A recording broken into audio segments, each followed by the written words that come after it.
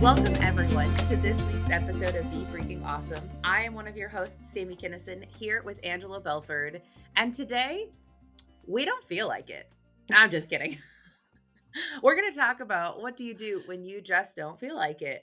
And I think this has been really interesting, Angela, especially within the journey. It seems to me that where you and I are at, we're like, yeah, feel our feelings. Let's get in our body. Let's get out of our head, or sometimes get into our head, whatever it might be.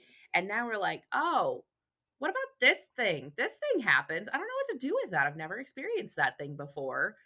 And one of the sometimes fun, sometimes less than fun things about being a trailblazer is that you're like, oh, yeah, you people are following me. Okay, great. Yeah, let's figure it out. I know what I'm doing.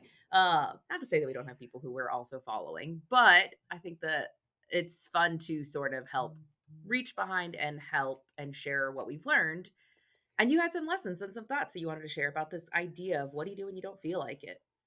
Well, yeah, and a lot of it comes from the fact that I have for my whole life, and I think I might just be wired this way. I don't know that I'll actually ever heal from being a type A personality. I like to accomplish things. I like to work. I actually think there's some biblical basis that we are wired to work, right? That we want to do fulfilling and satisfying things.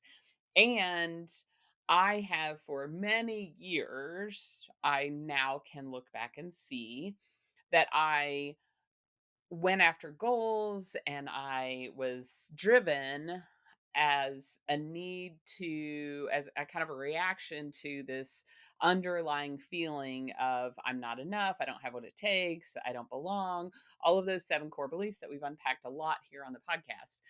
And so then it's like, okay, well, if you aren't going to accomplish things to prove you're enough, well, then what is your motivating factor? And so, what I've tried to tell people, and I do believe, is I promise you, motivating yourself out of love is absolutely going to be more motivating.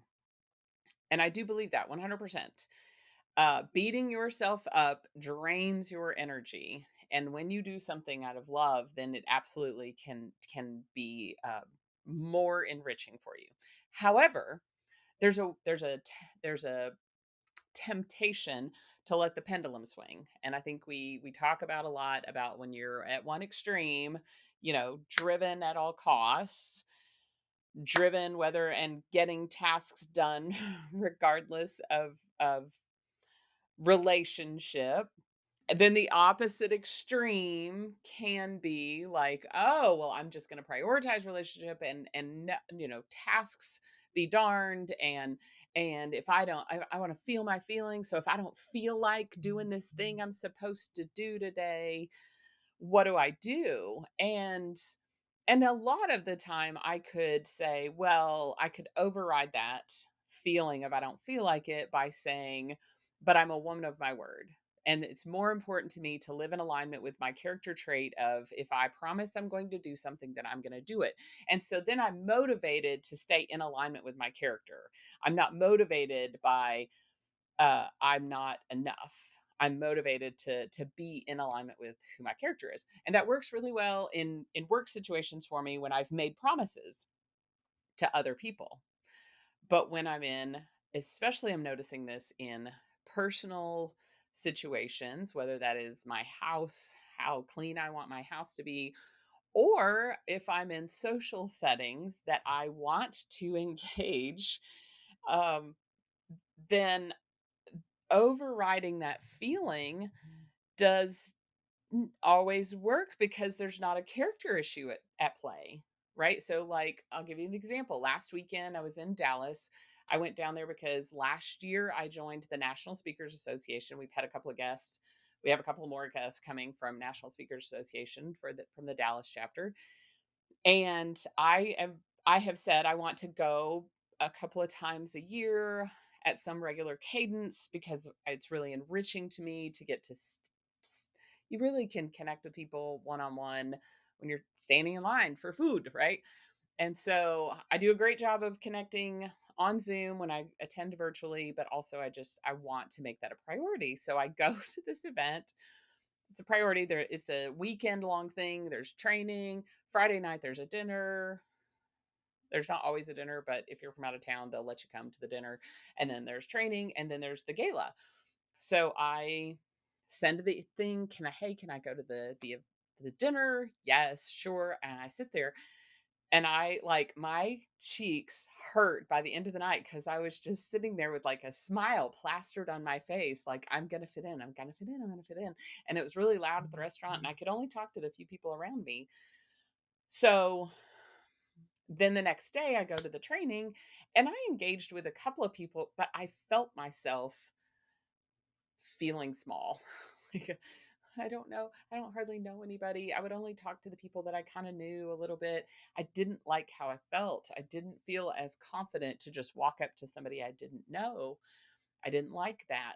Well, then I get to the gala and on Sunday night, and there's people that I have engaged with all weekend now, and those were fine. But I had an opportunity to spend like hours with people, and I would sit at my table and talk to the people at my table. And I was like, what is happening? Why are you being like this? That's so weird. And then finally it gets to the dance portion, and I'm just sitting there and I'm like, no, I just don't feel comfortable. I don't feel comfortable. And I finally had to say to myself, self, you love to dance in any situation you are in. I don't care if you know people or you don't know people. You could walk into a club where you know no one and you will walk up and you will start dancing. How about we just go dance and see how we feel then? And it was when it was really like this moment of going like there wasn't a character issue, so it was hard to motivate myself. Even though I guess the character issues, you drove all this way, you'd spent all this extra money to go and meet with people. You should meet with people. But I would justify it and go, well, but I got to hang out with Chris, who's my mentor. So I did get to talk with somebody. I met Dee. She was new. See, I did get to.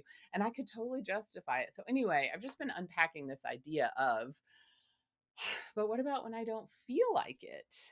We talk on this podcast a lot about the idea of the difference between feelings and emotions, right? And so I think it's clarity is kindness. So emotions are sensations that we feel in our body. There's lots of debate, although I do have some scientific proof that emotions are things that actually, if they hooked you up to a machine, they could notice that you were experiencing this. It's racing heart, it's sweaty palms, it's all of those things. Maybe a churning in your stomach, you might not be able to notice, but typically there's some other physiological things, right? A feeling is then your cognitive assessment of what is happening to that, right? Which is why people say your thoughts create your feelings. I do believe that's true. Your emotions literally are just going to be sensations that are churned something up, and then we decide what it means. And it can be a split second, and it may not even be, you may not be super aware of the cognitive thought, but the feeling. And so in that scenario, what I think has happened is that in the same way that I think it's clear to say the difference between emotions and feelings, I think when we say, I don't feel like it, or when I don't say, I don't feel like it, okay, that's not actually a feeling. That's not actually a sensation. What is happening? Well, And and I so think that part of that though is that not everybody makes this distinction. I Even agree. other like within science and research, there are some of the things that we have found that they're like, yeah, emotions and feelings, same thing. And then And some it's people who are like, no, they're different.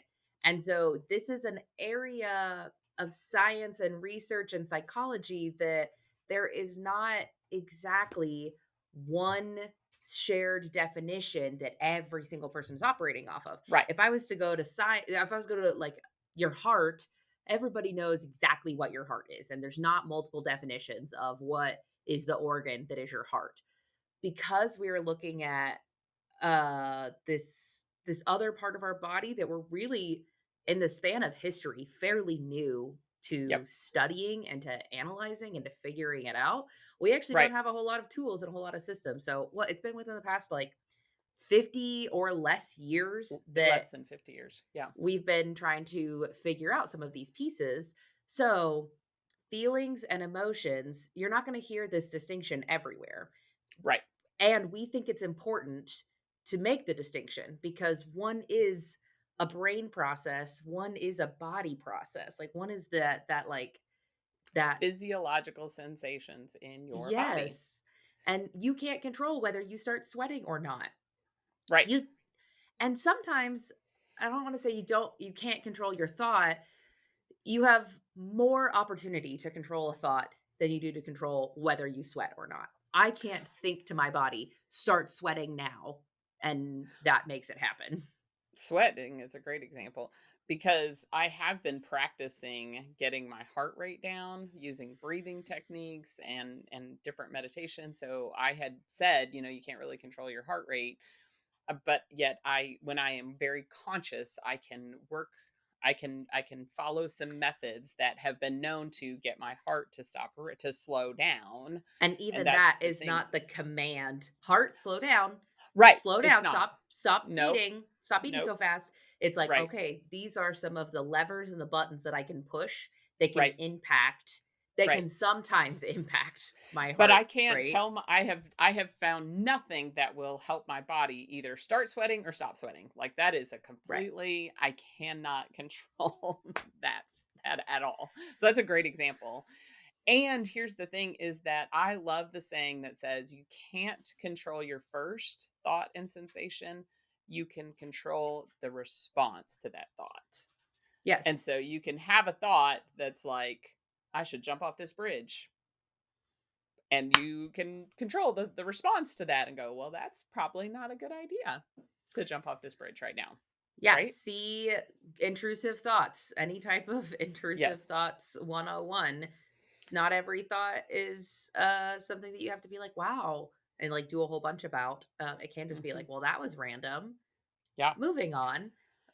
So I think that when I say I don't feel like it, I think the next question is critical. And we went into this in March about asking yourself the right question and really digging into what does that mean? Because my temptation is to say why. But I've Mm. already identified on the podcast that we shouldn't ask why. So what does that mean? Does that mean I don't feel like it? Does that mean I'm tired? I need rest? Does that mean I am afraid of what will happen on the other side? I don't want to send this email because I don't want this person to yell at me when they email me back. I don't want to Mm. make this phone call because I don't want to be rejected. I don't want to clean my house because I don't actually know, but I wish I could figure out why. Because the cleaning my house feels boring. And why? 30 years later, I'm still cleaning my house. I recently got some parenting advice that I think would apply here about how you can ask yourself, when your kid tattles or your brain offers you a thought, what do you need? What do you need me to do? What are you looking for from me right now? And one, it's been an excellent parenting tip that when my kid tattles on their sibling, what do you need me to do right now? And actually, like 8 out of 10 times, he says nothing and then runs away. And who's like, okay, information received. And so that question to yourself, what do you need right now? I don't feel like doing this.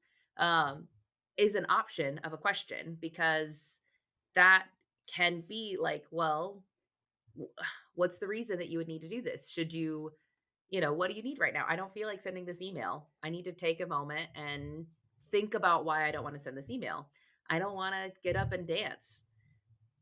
What do you need right now? Do you need Hmm. comfort? Do you need a kick in the pants? Do you need to remember you Right. love dancing and you're going to be sad tomorrow when you didn't dance? Right. Um, whatever that might be. What do you need right now? Here's my thing is that we can't, I love that. What do you need right now? That's beautiful. I think everything can go to the extreme, right? So what I've seen in myself is when I say I don't feel like that, then I'm like, oh, I'm feeling my feelings. So I don't feel like that. So I'm not going to do it. So asking myself, what do I need right now is a great strategy. That's a good tool to put in my toolbox. I this morning found myself back in the mode of accomplishing at all cost, ignoring my feelings. And I literally had the thought of like, I don't care that I don't feel like it. I'm gonna do it anyway. And I like, and it was a very harsh, like, I'm just gonna ignore how I feel. And it was a very harsh way. And I was like, ooh, hold on a minute. Hold on a minute. That is how I operated for many, many, many years, was just complete and total disregard for how I felt. And that didn't work for me either. So this like, I don't feel like it, so I'm not gonna do it doesn't work, but this completely disregarding my feelings totally doesn't work. And what I've learned is that this idea of uh, this maybe it's not a feeling, right? Well, And and I feel so like it's a little bit like going to the gym. Um, Or even the concept of, like, I'm gonna go work out. Sometimes you're like, "I don't wanna work out," so then you just don't do it at all, and there's not really any benefit or gains there. Then you go to the other side where you're like, "I'm gonna do it no matter what I feel," and you even if you feel pain at the gym, like, "I'm gonna do it even harder," and there you'll pass a point of stretching pain to injury pain, and mhm, for each person it's a little bit different, but when you say I'm going to do it no matter what I feel, you you don't guarantee, but you risk injury, yep, that you're going to go so far that you're going to actually hurt yourself in this, and you're going to start to collect a little bit more landmines along the way, and a little bit more of that like toxic waste we talk about on burying. When you say it doesn't matter what I feel, I'm just going to do it, it's not, it's really hard because sometimes, well, in particular, our culture rewards those outcomes, um, yeah, that achieve at all cost is super rewarded, and you get praised like, "Wow, look at you. You hustled, you grinded, you did all the things."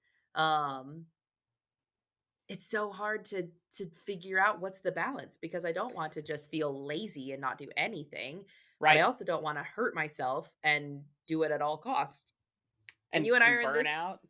Yeah, Yeah, and I think that we have to find the middle of the road, right? Those if those are 2 ditches, lazy and just, whatever we feel, follow the apathetic. winds, apathetic to, the grind, hustle culture of do it no matter how painful it is. There's gotta be a center spot, and for me, I can remember when you talk about the gym, I had to when I was learning not learning to bike, but when I was really expanding my abilities to bike and to go to work, bike to work, I would be afraid. I could feel myself be afraid. I would walk up hills because I didn't want to hurt myself. And then I was like, wait a minute. What does that mean? You don't wanna hurt yourself, like, you're not gonna hurt yourself just pedaling up a hill. This is not I'm trying to lift 300 pounds. This is like, I'm gonna pedal up the hill. And so I one day asked myself, like, where does this come from? Why are you so afraid to push past what feels comfortable? And what I realized was that when I was a kid, I couldn't come home completely spent and injured and hurting because my home life was a battlefield. I had to come in with a plenty of energy, come in ready to do battle again because you didn't know what you were going to face, whether it was hunger or it was, abuse or whatever. And I realized that 30 years later, I was still holding myself physically back in case I needed that. And I had not lived in an unsafe environment in 30 years. And probably longer than that, right? But it had gotten so ingrained in me that you don't do that. And it really helped me because then I could say to myself when I'm biking up the hill, it's okay that your legs hurt a little. It's okay that you're a little bit out of breath. You can keep going. You can keep going. You can keep going. And it worked in the biking, and I think what I'm exploring here is how do I make this work when it comes to cleaning my house or those commitments I have to myself. Well, and I think that one of the reasons, one, I'm actually pausing right now because I don't feel like we have a ton of answers on this podcast other for this particular episode. No. We have a little bit of answers and a little bit of tools and lessons we're learning, but Yeah. this is one that we should put on the messy middle playlist because Mm. we are still in the messy middle on this. I I want to honor myself and honor my needs for rest and for not pushing myself too Yes. hard, and what am I feeling, and when I'm feeling afraid or when I'm feeling anxious, and I don't want those feelings to hold me back and to prevent me from achieving great things and even experiencing good things. And Mhm. so it's not a clear-cut answer. There's no, "Here's the formula and it works every single time." Mm-mm. It's something that you've gotta personally wrestle with, and I think that really and truthfully, probably the biggest and most used tool in the toolbox for this one is self-awareness, is trying to take that moment to notice what's happening and to observe what's going on and observe without judgment, because that will make a difference in just being able to see the patterns and notice what's happening, and you don't have to judge it. You can just be like, "Huh." I will tell you that the strategy that's working for me mostly is actually and it's there's a relationship we have with ourselves, and I have spent, I would say, a inordinate amount of time the last 6 months really developing a relationship with my future self, which sounds a little bit airy-fairy, whatever, because I want to give the gifts to that version of me. I recently asked somebody, as just sort of a get to know you question, what um what are you grateful for to the younger version of you that's about 10 years old? And maybe we've talked about this on the podcast, but it was cool because I was like, they did things, and they made decisions, and they set some goals. And so what are you grateful to them for? And then the opposite, and if I've already talked about this. Okay. Then the other thing is, like, think forward to 10 years from now. What are they going to be grateful to today you that you've done? And it was cool because someone has told me, like, "Oh, 18-year-old me," because this person was just about to turn 30, like, "Oh, I'm really glad that they worked hard in college and that they did therapy." And I am especially grateful right now in this 10-year-old me, because 10 years ago me was ready to quit the marriage. And I now have a marriage that is more than you could ask for or imagine. And I'm so grateful to 2014 me that that she hung in there and she kept trying. And even when she didn't want to, and she really wanted to give up. And I'm so, so, so grateful to that. And so right now, my strategy is, how can I give future me the gift? So, like, when I sometimes don't feel like cleaning the kitchen, I will say to myself, yes, but 6 a.m. Angela loves the feeling of walking out in the kitchen being clean. Now, what's funny is that a couple of times over the last few weeks, when we were on vacation and I had had something to drink, and I was like, "Screw Wednesday me, she's on her own." And I was like drinking on a Tuesday night, and I was just like, "Okay, that's a little bit aggressive. You can be a little kinder to yourself." So in this interim time, in this messy middle, here's a strategy that is working, and it's not working all the time for me. So that's why I'm kind of exploring it. And I really do, I want to be a place where it's okay to not have it all figured out. I want to be a place that it's okay to explore the messy middle with us. And I want people to, like, be learning, because sometimes if we teach when we've arrived, we forget how uncomfortable it was in the beginning. We forget how it was to, like, first be experiencing and even bothering to notice the sensations in our body, right? Well, and So, on that future and past version of yourself, I use a similar technique as well. And sometimes I, like in particular, this past week, I was feeling really sick on Wednesday, and I gave myself space to rest because I know it will actually be harder for future me if I just push through and get all the tasks done right now. yep.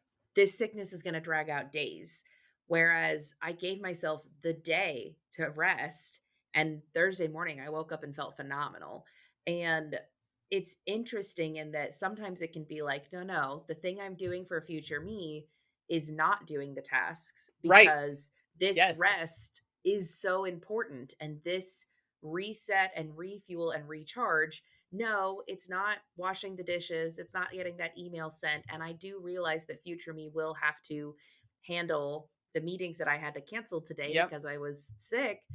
But I'm not gonna make it worse for future me. I'm not gonna continue to add on. Like, there are already things that, you know what? I'm not gonna be able to do that, and future me will have to handle. I'm gonna make it as easy for them as possible. And so instead of saying I'm gonna rest and then fretting about my resting and, "Oh my gosh, I still have so much to do," and, "Oh, there's still that, and there's this, and let me just not actually rest in the time I have allocated to rest." I'm gonna rest. I'm gonna commit to this task.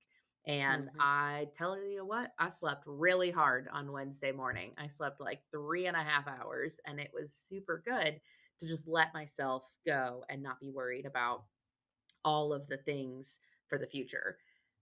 I accepted that future me will have to handle this, and that's okay. What other gift can I give to my future self in this process? And committing to recovery is better. I think that's super important in a lot of different areas, but particularly in our physical health. The last day, next to the last day of our vacation, I fell in Montreal and I really janked up one of my ankles that I have sprained it, I don't know, 6 times since I was 14. And the Already a next, weak ankle. what? I said it's already kind of a weak ankle. Yes. Yeah, yeah, yeah. And so then I fall and here we go. And so the next day though, I still wanted to walk around. I still had stuff to do, but I was super careful about walking properly and not limping.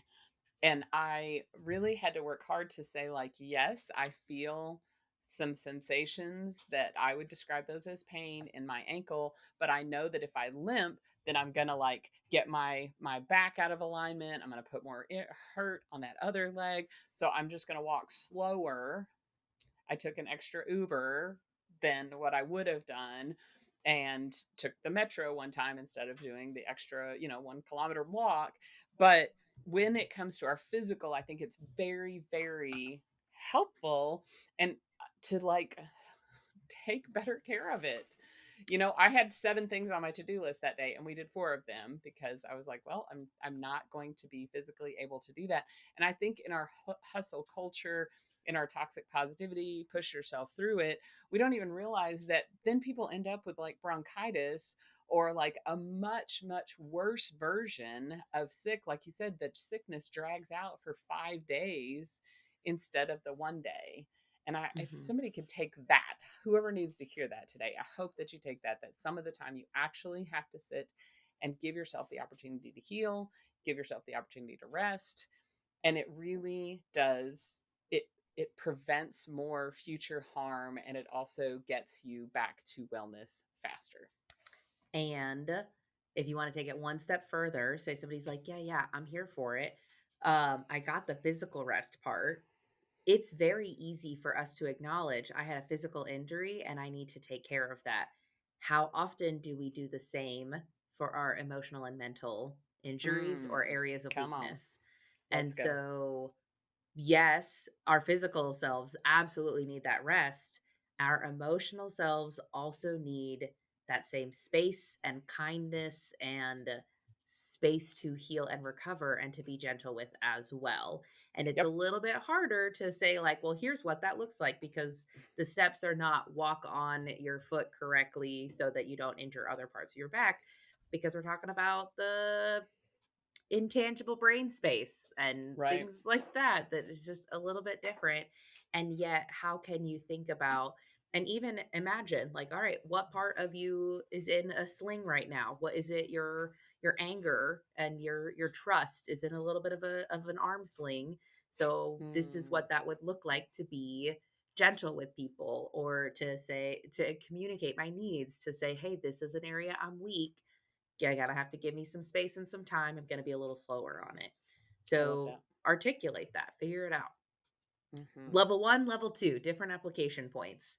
Um, This has been good. I don't know where we ended other than sometimes you don't feel like it, and sometimes that's okay, and sometimes do it anyway, but sometimes don't do it anyway. But I think figure it's out for really yourself.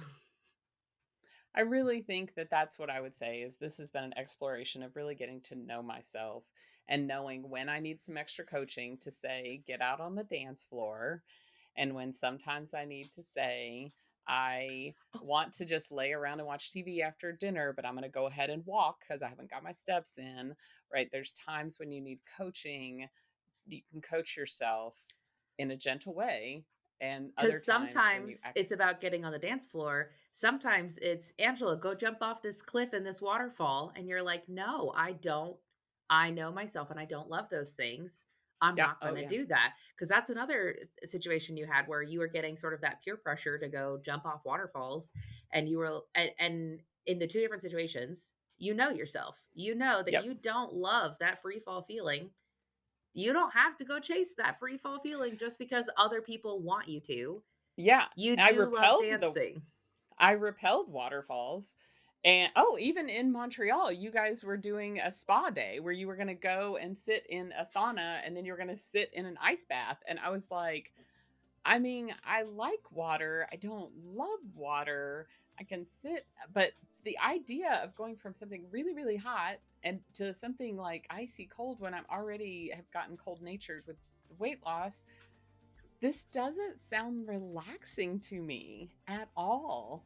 Mhm. And you know what does sound relaxing? Going to a play by myself. I would love to have other people gone, but they spent their dollars in other ways. And I knew, and it was very rewarding to myself to say, this doesn't feel like something that is relaxing. I don't even need to push myself. And this is something that I do enjoy. And a lot of that has to do with getting to know yourself. And so, and that's time that takes time. So Mhm. be gentle while you get to know yourself. This has been really great. We are so grateful for all of you listening, the ways that you guys support us and send messages that you know, what's resonating with you. We love to hear it. You can email us at podcast@befreakingawesome.com, or you can send us a message on social media. We're grateful to hear from you guys anytime you reach out. For now, I hope you guys have a freaking awesome day.